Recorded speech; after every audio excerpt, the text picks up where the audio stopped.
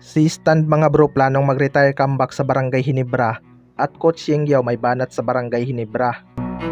So hindi na nga sumipot itong si Stan sa mga practice game ng Terraperma Jeep mga bro.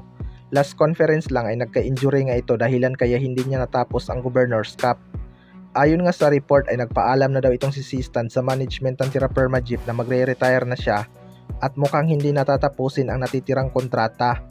Nawalan talaga ng gana itong si Stan matapos siyang i-trade ng Barangay Hinebra sa isang team na wala namang planong magpalakas. May mga lumabas pa nga na balita na magulo na daw itong Terraperma Jeep lalo na ang kanilang import at management. May mga hindi nga pumabor sa ginawa ni Stan dahil kung malakas nga daw siya ay patunayan niya sa Terraperma Jeep at sayang din daw ang kanyang sasahurin. May mga pumabor din naman dahil bakit ka pa daw magsasayang ng lakas sa team na to na walang planong lumakas. Well, para sa akin mga bro, may punto naman ang ibang fans.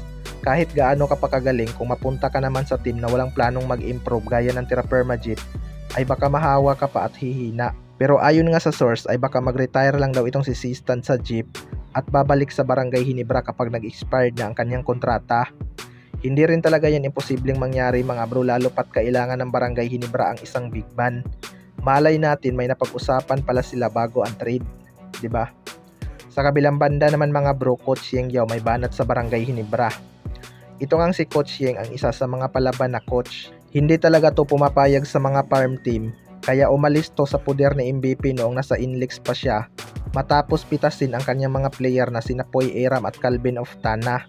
Hindi mo rin makikita na kumukuha ito ng mga star player via trade, pero magugulat ka na lang na lumalakas na ang kanyang koponan. Magaling ang mag-develop ng player itong si Coach Yengyaw mga bro. Kaya kung susumain natin ang average ng edad ng kanilang mga player, ay sila talaga ang pinakabata. Last conference lang ay nag number 1 pa nga sila sa kanilang grupo. Hindi rin mayabang tong si Coach Yengyaw mga bro at sinabi niya talaga mismo noon na hindi pa daw nila kaya ang Barangay Hinebra. Katotoo naman ang kanyang sinabi dahil binawian nga sila ng Barangay Hinebra sa kanilang rematch. Pero totoo din talaga tong si Coach Yengyaw sa mga ginagawang lopsided trade ng Barangay Hinebra. Ayon nga daw kay Coach Yengyaw mga bro ay baka kaya na nilang masabayan ang Barangay Hinebra ngayong conference. Malakas nga ito nakuhang import ng Rain or Shine mga bro at maraming beses ngang nagkampiyon overseas. Well, para sa akin mga bro, magkaiba talaga ng paraan si Coach Timcon at Coach Yengyaw. Wala ngang tiyaga itong si Coach Timcon mag-develop ng rookie, lalo na kapag hindi ganun kalaki ang nagiging impact sa team. Kaya kaabang-abang din talaga ang laban ng dalawang coach na to ngayong conference. Kayo mga bro, ano masasabi nyo tungkol dito?